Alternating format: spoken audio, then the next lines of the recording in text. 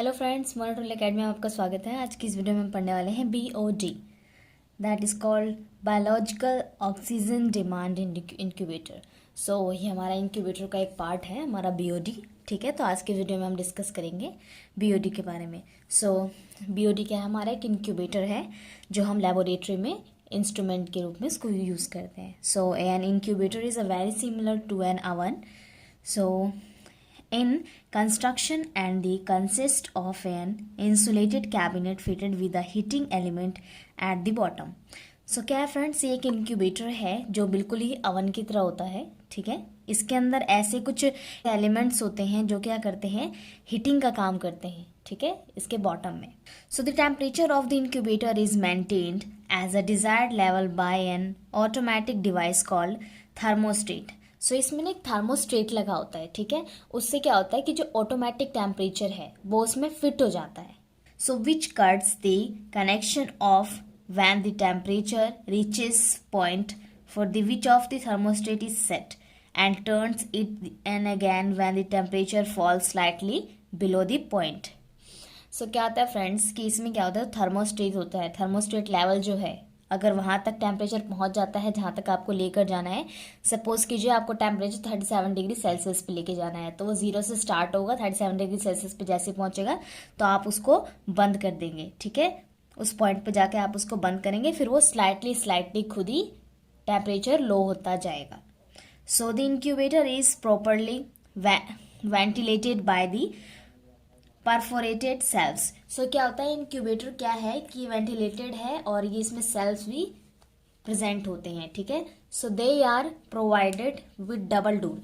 अब क्या है कि जो हमारा BOD है, बायोलॉजिकल ऑक्सीजन डिमांड इंक्यूबेटर जो है वो डबल डोर का है। ठीक है, so the inner one made of glass so that the contents of the incubator may be view without admitting outside air. So क्या है यहाँ पर फ्रेंड्स कि जैसे कि यहाँ पर डबल डोर दिया हुआ है। ठीक है, इंक्यूबेटर में डबल डोर दिया हुआ है और जो इनर है वो ग्लास का बना हुआ है। ठीक है, जो इंक्यूबेटर है यहाँ पर, तो इसमें से जो एयर है वो पास आउट होनी मुश्किल है। तो आपने नॉर्मल इंक्यूबेटर अपनी लैब्स में देखे होंगे, हॉस्पिटल में देखे होंगे, तो ये वहाँ पर होते हैं। ठीक है, सो फ्रेंड्स BOD के कुछ यूजेस भी हैं जो हम डिस्कस कर रहे हैं। So an incubator is used for the incubation. हम इंक्यूबेटर को इंक्यूबेशन के लिए यूज करते हैं। सो एग्जाम्पल में, so culturing of micro organisms at the constant temperature favourable to the growth and development so as a various micro organisms. So यहाँ पर क्या है, जो इंक्यूबेटर का यूज हम किस लिए कर रहे हैं फ्रेंड्स, उसको इंक्यूबेट करने के लिए। क्या इंक्यूबेट करने के लिए? जैसे कि बैक्टीरियल ग्रोथ है, कल्चर प्लेट्स है, कल्चर प्लेट में बैक्टीरियल ग्रोथ करवाना है तो उसके लिए कांस्टेंट टेम्परेचर होता है जिस टेम्परेचर पे वो बैक्टीरिया ग्रो करता है। जैसे कि आपको पर्टिकुलर कोई एक बैक्टीरिया ग्रो कराना है तो उसका एक इंक्यूबेशन पीरियड होता है, टेम्परेचर होता है जिस पे वो ग्रो करते हैं। अगर वो टेम्परेचर और वो इंक्यूबेशन पीरियड उनको नहीं मिला तो उसमें वो ग्रो नहीं करते, कोई दूसरा माइक्रो ऑर्गेनिज्म ग्रो कर जाता है। So moisture can be supplied by placing a beaker of water into retard dehydration of the medium. So किसी किसी माइक्रो ऑर्गेनिज्म को मॉइस्चर में ग्रो करना होता है तो इसके लिए क्या करते हैं, बीकर लेते हैं जिसके अंदर वाटर होता है फिल। ठीक है, सो some incubators are provided with fluorescent light arrangement to provide light to microorganism which require light for 5 population and or growth. तो क्या है कि कुछ ऐसे माइक्रो ऑर्गेनिजम्स होते हैं जिनको लाइट की जरूरत पड़ती है ग्रो करने के लिए। ठीक है, सो यहाँ पर फ्लोरोसेंट लाइट भी अरेंज की जाती है। सो फ्रेंड्स, इसका प्रिंसिपल क्या है, incubator is operative to culture और for growing organism in a suitable medium at proper temperature. तो हमारे जो इंक्यूबेटर का BOD इंक्यूबेटर का प्रोसीजर क्या है, प्रिंसिपल क्या है कि इंक्यूबेटर जो है वो कुछ इस तरीके से ऑपरेट होता है जिसके अंदर जो कल्चर है और जो ग्रोइंग ऑर्गेनिज्म है उनको एक सुटेबल मीडियम मिल सके ग्रो करने के लिए प्रॉपर टेम्परेचर पे। ठीक है, तो जब एक माइक्रो ऑर्गेनिज्म, ठीक है, माइक्रो ऑर्गेनिज्म एक प्रॉपर टेम्परेचर और सुटेबल मीडियम में ग्रो करता है तो वो जो मीडियम उनको प्रोवाइड किया जाता है और टेम्परेचर जो प्रोवाइड किया जाता है किससे करवाया जाता है, BOD, biological oxygen demand incubator से करवाया जाता है। सो in an incubator, the variation of temperature should not be more than 1 degree Celsius.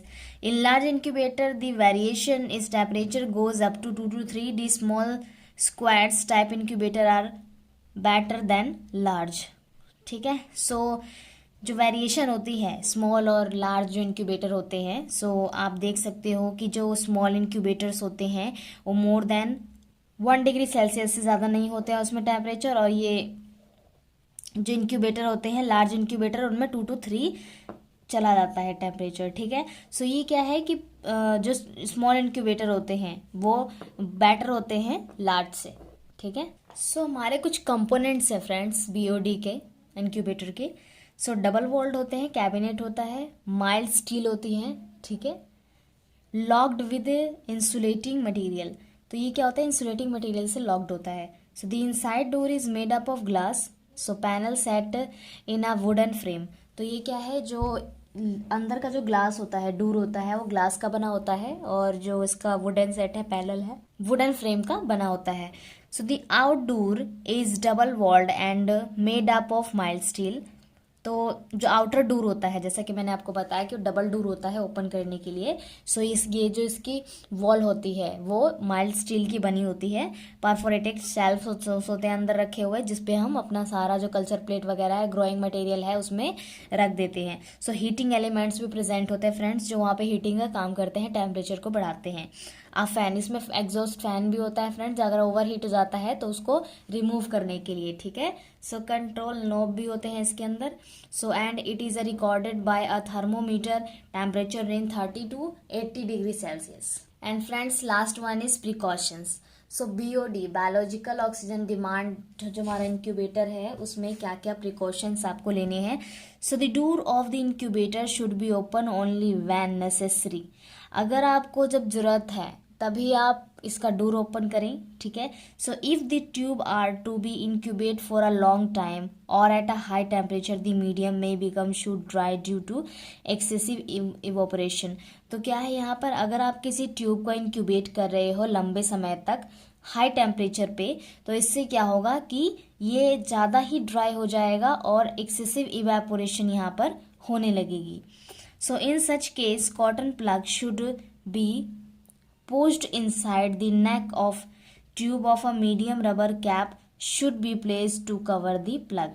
तो क्या है यहाँ पर, अगर आप कॉटन का प्लग बना रहे हैं, जैसे कि फ्रेंड्स आप कल्चर मीडिया बनाते हो, कल्चर मीडिया के लिए क्या होता है, आप कॉनिकल फ्लास्क लेते हो। ठीक है, कॉनिकल फ्लास्क के अंदर ऊपर आप उसे ना कॉटन का कॉर्क बना देते हैं। ठीक है, कॉटन के कॉर्क बना के आप उस पर क्या है कि एल्यूमिनियम फॉइल लगा देते हैं उसके माउथ पे। ठीक है, कॉनिकल फ्लास्क के माउथ पे।